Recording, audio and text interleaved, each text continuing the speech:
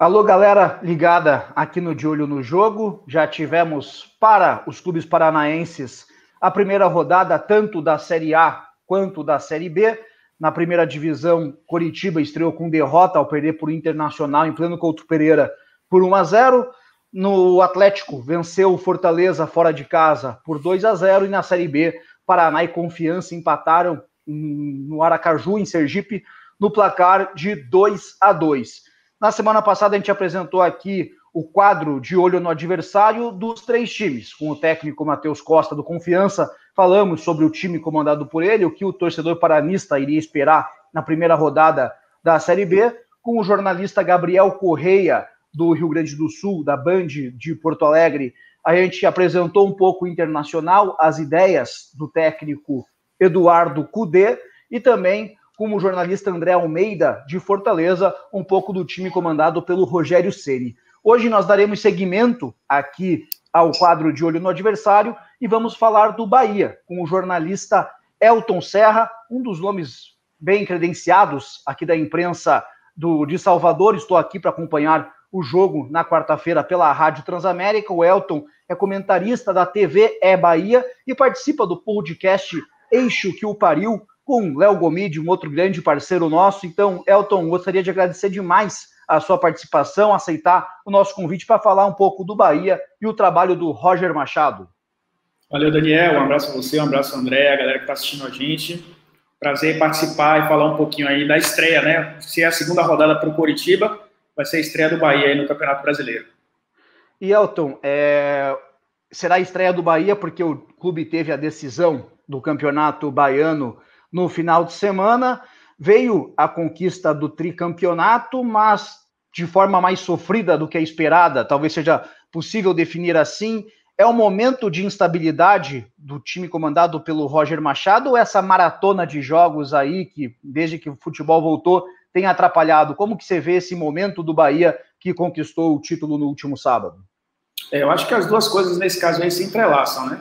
Tanto a questão de sequência de jogos, o Bahia vinha disputando o campeonato estadual antes da parada com a equipe de transição, então tinham dois grupos, um grupo apenas focado no estadual e outro na Copa do Nordeste, na Copa do Brasil e também na Copa Sul-Americana. Então, onde tinha preocupação ali com apenas um grupo, enquanto o Dado Cavalcante ele comandava a equipe de transição. Como o Bahia desfez essa equipe durante a pandemia, né, questões financeiras, aí, o custo muito alto, a equipe de Roger Machado teve que arcar tanto com o estadual quanto também com a Copa do Nordeste. E aí teve o agravante da Federação Baiana marcar os jogos, né, do Campeonato Estadual um dia após os jogos da Copa do Nordeste, né, com a anuência, claro, dos clubes. O Bahia teve que se virar aí com 30 jogadores para duas competições em menos de 24 horas. Dificultou a montagem da equipe para a Copa do Nordeste, dificultou a montagem da equipe para o Campeonato Estadual, porque você não tem aí 44 jogadores, né, para fazer dois coletivos, com duas equipes separadas, e aí esses jogadores se misturaram, e isso dificultou ele montar os times para essas duas competições. Somou-se a isso a questão do tempo parado, né, do tempo de inatividade. Eu acho que a gente tem visto isso aí praticamente todas as equipes que estão voltando após paralisação, porque é uma intensidade diferente, é muito tempo parado, é um período aí que a gente não está acostumado, né, de 120 dias sem qualquer tipo de atividade. Então isso também dificultou a sequência de jogos do Bahia, o que causou uma pressão. A gente sabe no futebol brasileiro, quando a sequência de bons resultados não vem, o treinador acaba sendo pressionado, e sim, ele começa o Campeonato Brasileiro sob essa pressão aí de conseguir resultados nesse início, já que o objetivo do Bahia, assim como nos últimos 2 anos, é brigar por Libertadores. Não deixa aberta essa meta, até para não criar uma pressão, né? Porque o Bahia sabe que o Campeonato Brasileiro tem essas instabilidades, mas, de fato, a gente sabe que o Bahia, no mínimo ali, briga para ficar entre os 10 primeiros, e estando entre os 10 primeiros, você está bem próximo, né, na zona de classificação para a Libertadores. Participando aqui também nessa conversa com o Elton Serra, o André Ribas. Fala aí, André, tudo beleza? Fala, Daniel, um grande abraço para o Elton também, um cara que a gente tem como referência aí, tanto na criação do canal, né, desse conteúdo mais tático, tanto no jornalismo. Então é uma grande honra tê-lo aqui no canal. Falando um pouquinho mais sobre o trabalho do Roger no Bahia, ele já está há mais de 1 ano no clube.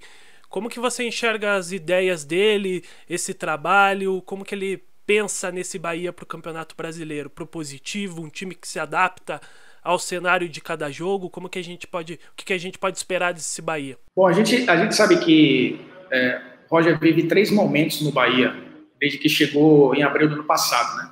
O primeiro, ele veio com as ideias dele mesmo de montar um time propositivo, a equipe que busca a posse de bola como prioridade, só que ele percebeu que o elenco não proporcionaria a ele esse tipo de jogo. O Bahia tinha muitos pontas, muitos jogadores rápidos, laterais mais agudos do que construtores, então ele teve que se adaptar ao elenco, e o Bahia passou boa parte do Campeonato Brasileiro do ano passado jogando de forma reativa, sendo uma equipe de contra-ataque, e teve até um certo sucesso até boa parte da competição. Só que aí, esse tipo de jogo exige muito fisicamente, né? E o desgaste fez com que o Bahia caísse de rendimento no segundo turno e terminasse fora da briga por Libertadores.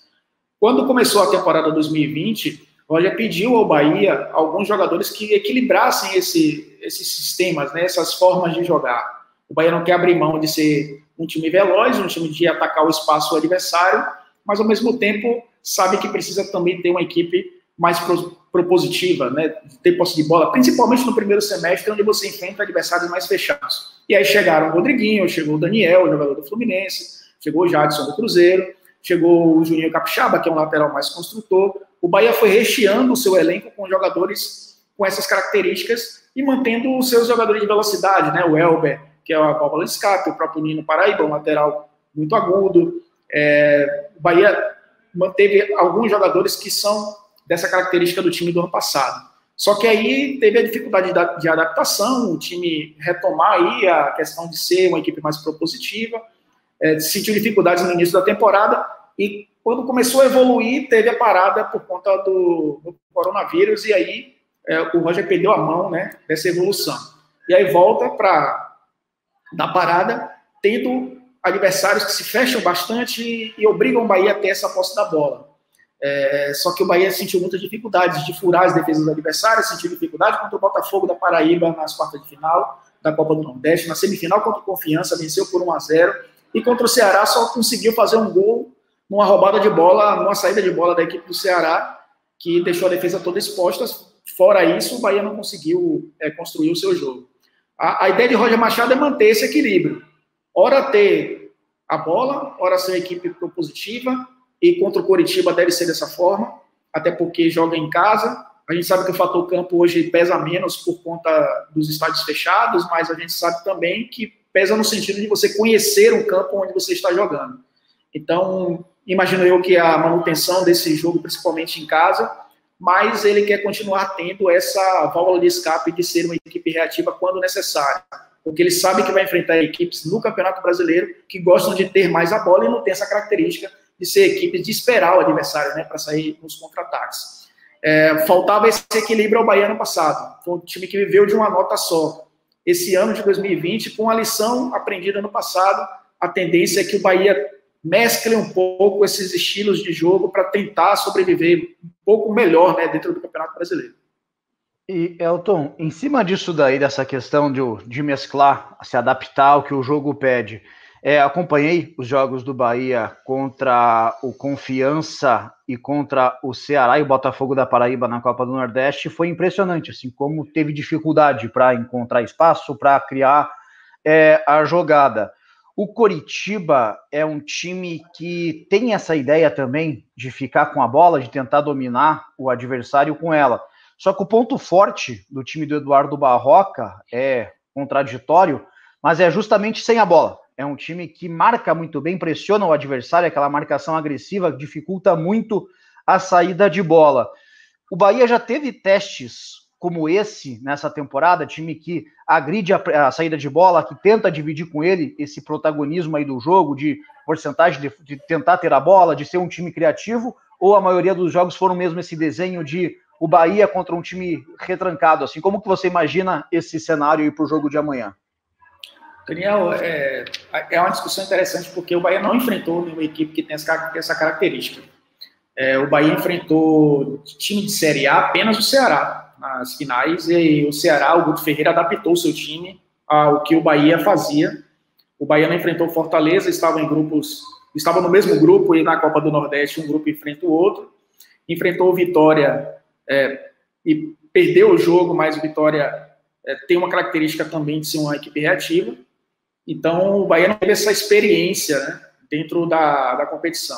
Talvez um pouco contra o Nacional do Paraguai pela Sul-Americana, mas é um outro nível técnico e o Bahia ganhou com muita facilidade os 2 jogos. Mas, como o Coritiba costuma jogar, isso não aconteceu. Eu acompanhei o jogo do Coritiba contra o Atlético na final estadual, acompanhei o Coritiba contra o Internacional e achei até que o Coritiba fugiu um pouco das suas características, mesmo jogando em casa contra o Inter. O Inter amassou o Coritiba em questão de posse de bola. Segundo tempo, né, principalmente. Segundo tempo, principalmente, o Coritiba só teve uma chance, jogando em casa, só teve uma chance de finalização no gol. Então, eu acho que o Campeonato Brasileiro vai nos indicar, talvez, situações diferentes para esse tipo de situação. Eu tive a oportunidade de conversar com o Barroca. O Barroca, inclusive, trabalhou aqui, né? O primeiro clube profissional dele foi o Bahia.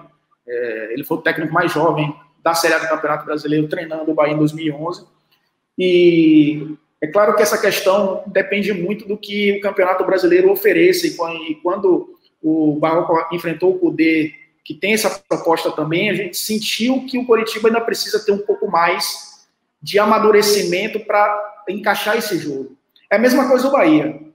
Só que o Bahia tem mais tempo nas mãos de Roger Machado em relação ao que o Eduardo Barroca tem, né, com relação ao Coritiba. A adaptação da espinha dorsal do Bahia, eles assimilam mais esse jogo. Tanto os 2 laterais direitos, né, o Nino e o João Pedro, como o meio-campo com o Gregor e o Flávio. O Rodriguinho, por ser um jogador muito inteligente, é um jogador que pega rápido as coisas, então, assim, se adapta rapidamente ao que pede o treinador. O Bahia não tem o Gilberto, então muda um pouco a característica com o Fernandão, mas o Fernandão entende também como joga. O Elber é a mesma coisa. Então, assim, você tem uma espinha dorsal que já conhece o jeito de Roger jogar desde o ano passado. Mas eu fico talvez com o pé atrás com relação à proposta do Coritiba jogando contra o Bahia em casa.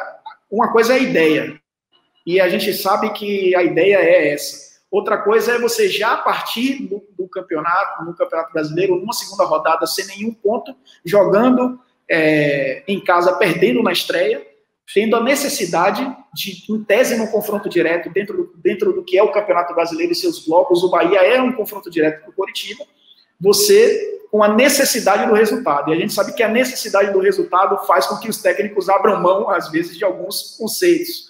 Então, a minha curiosidade é saber se realmente o Coritiba vai jogar dessa forma, obrigar o Bahia a ter a bola o tempo inteiro, porque sabe que se perder a bola para o Coritiba também vai querer ter essa bola no campo de ataque, ou se o Coritiba vai aproveitar essa fragilidade do Bahia em não saber construir o seu jogo nesse período pós-pandemia, fechar os espaços e aí tentar jogar como você falou, né? Na sua característica principal, que é sem a bola, e quando recupera a bola, sair em velocidade. Eu vejo ainda uma indefinição com relação a propostas, com relação às ideias dos técnicos nesse início do Campeonato Brasileiro. E, Piva, interessante o que o Elton falou, porque o Coritiba também não enfrentou muito esse cenário, né, de gente pressionando lá em cima, só pegou com o Internacional e com o Atlético, né, essa dificuldade na construção. E o Elton falou que o Bahia tem o problema de construir, né, de furar espaço, é a mesma coisa que o Coritiba vem enfrentando. O Coritiba, sem o Rafinha, principalmente, vem tendo muita dificuldade em ser criativo, de achar jogadas pelos lados, triangulações. Então vai ser interessante ver como que vai ser esse desenho do jogo. E o contexto, né, desse confronto, como o Elton falou, é bem importante. Elton, André, Oi. Só que tem uma diferença entre os dois, porque o Bahia não sabe jogar de uma maneira fechada, esperando o adversário sair no contra-ataque. Uhum. É bem curioso isso, porque ano passado o Bahia se notabilizou dessa forma, reagindo, mas o Bahia também levou muitos gols.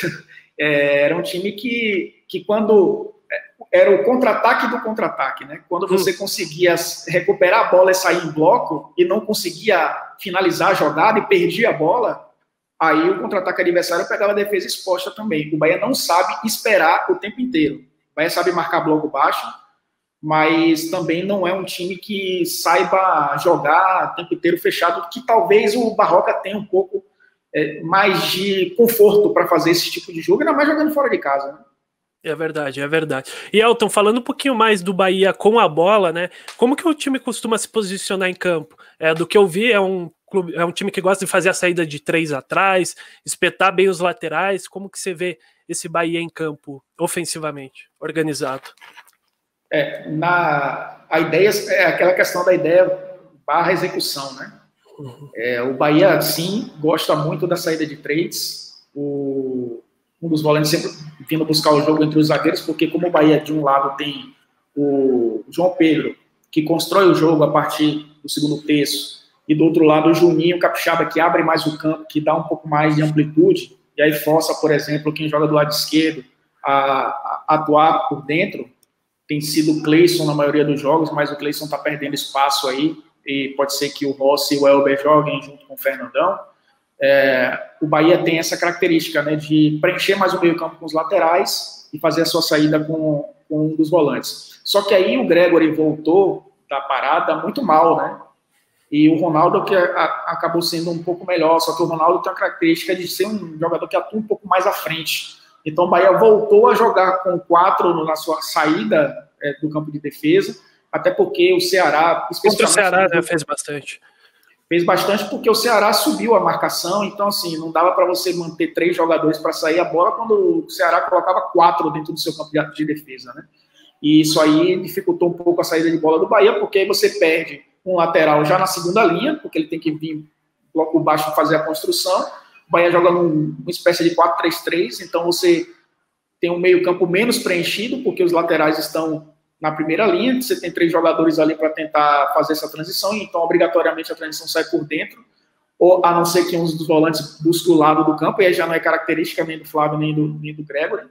O Rodriguinho um pouco mais por dentro também, e os pontas têm que voltar para fazer essa transição. Sem o Gilberto você perde profundidade, porque o Fernandão não é um jogador de atacar a profundidade, naquele jogador leve, né, que flutua, um centroavante clássico.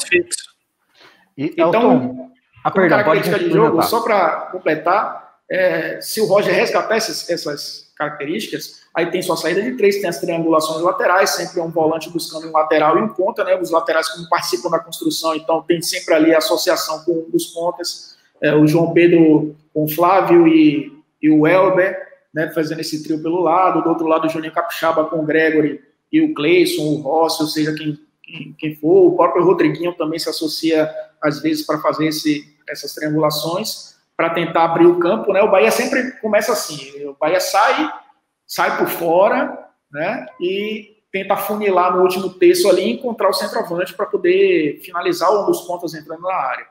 Mas tudo isso é ideia do Roger e alguns momentos bem executadas, o que não tem acontecido desde a volta aí da paralisação. E Elton, aproveitando essa questão da fase ofensiva, queria te perguntar de 2 nomes. Um deles, o Rodriguinho, um jogador que quando foi contratado gerou muita expectativa, muito pelo que ele fez no Corinthians. Como que o Rodriguinho tem atuado aí no Bahia? Você já falou que tenta participar das triangulações, mas atua próximo do centroavante ou vai ali mais perto dos volantes tentar buscar essa bola para ajudar nessa distribuição? E se tem jogado de forma satisfatória ou se ainda está devendo. E o outro, o Elber, é um atleta aí que, nos jogos que eu vi, pelo menos uma movimentação bem interessante, uma das principais peças aí do sistema ofensivo do Bahia. Por aí, Elton? Sim, classifico até que são os 2 jogadores que pintam como destaques do Bahia no Campeonato Brasileiro, né? O Rodriguinho, pela sua experiência e pela sua qualidade técnica, é um jogador que absorve muito rápido as ideias pela sua experiência e pela qualidade também.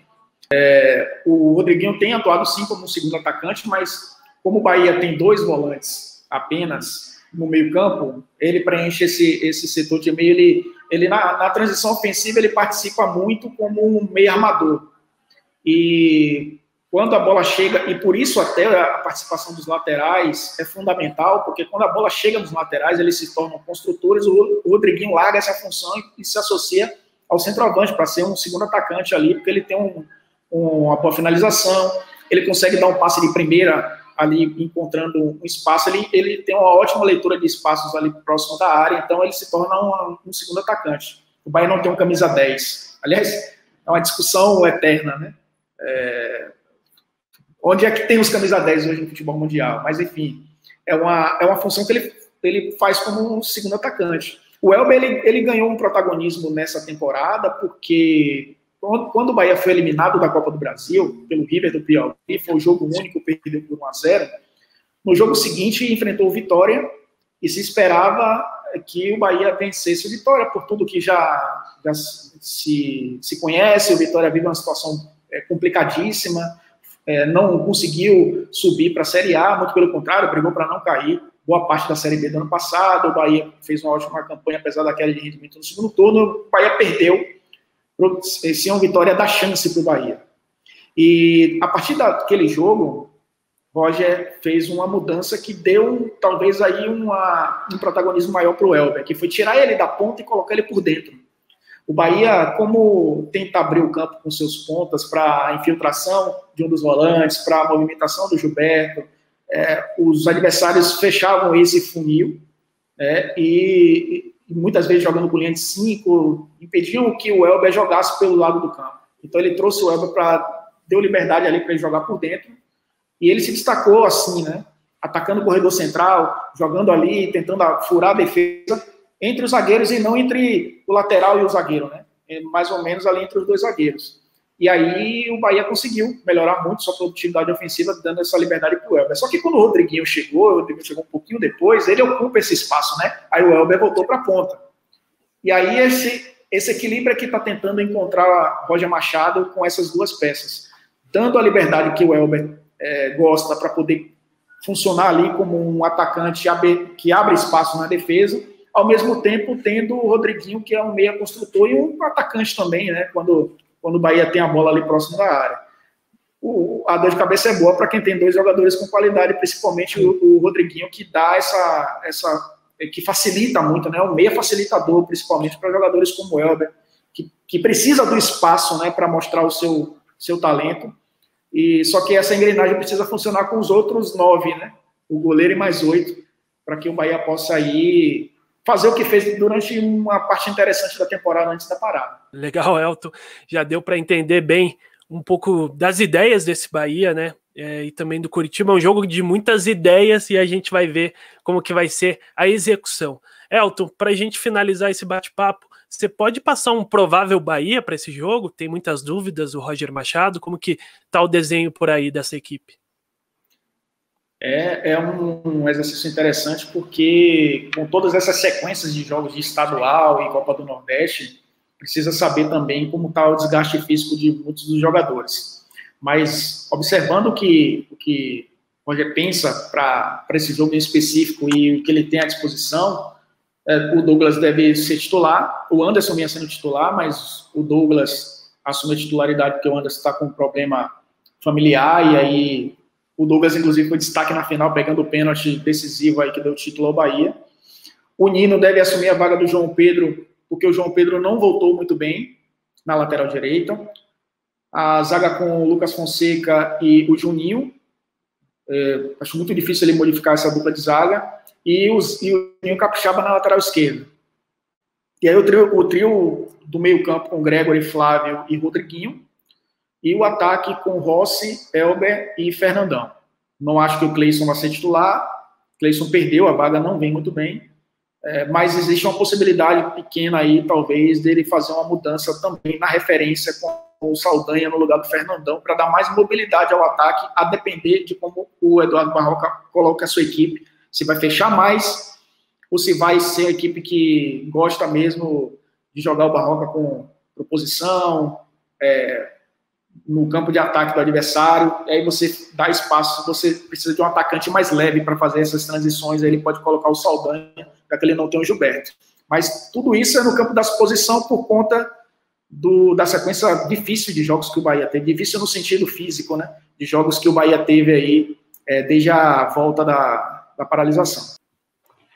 Elton, gostaria de agradecer demais a sua participação aqui, muito legal entender um pouco do dia a dia e da realidade do Bahia, as ideias do Roger Machado, como estão as execuções, quais são os planos do clube para o Campeonato Brasileiro, como que entra nesse início de competição.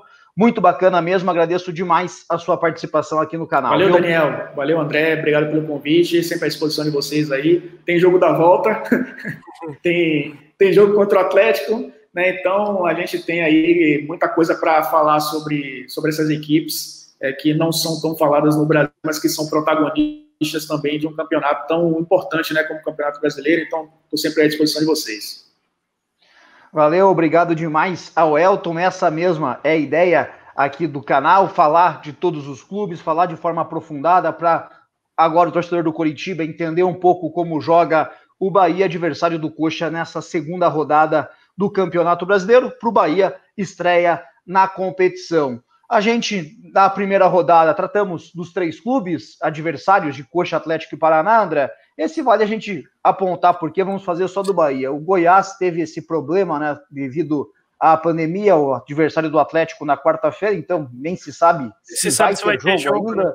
Quem vai vir para Curitiba, isso afeta demais o trabalho do Ney Franco. E o Paraná enfrenta o Avaí, segunda rodada, o Geninho vai para o segundo jogo, então ainda é muito difícil para saber o momento aí do time catarinense que venceu na estreia. Mas espero que você tenha curtido aí o canal, a apresentação aí do Elton a respeito das ideias do Roger Machado no Bahia. Deixe o seu like e se inscreva aqui no canal de Olho no Jogo. Muito obrigado a todos e uma boa semana.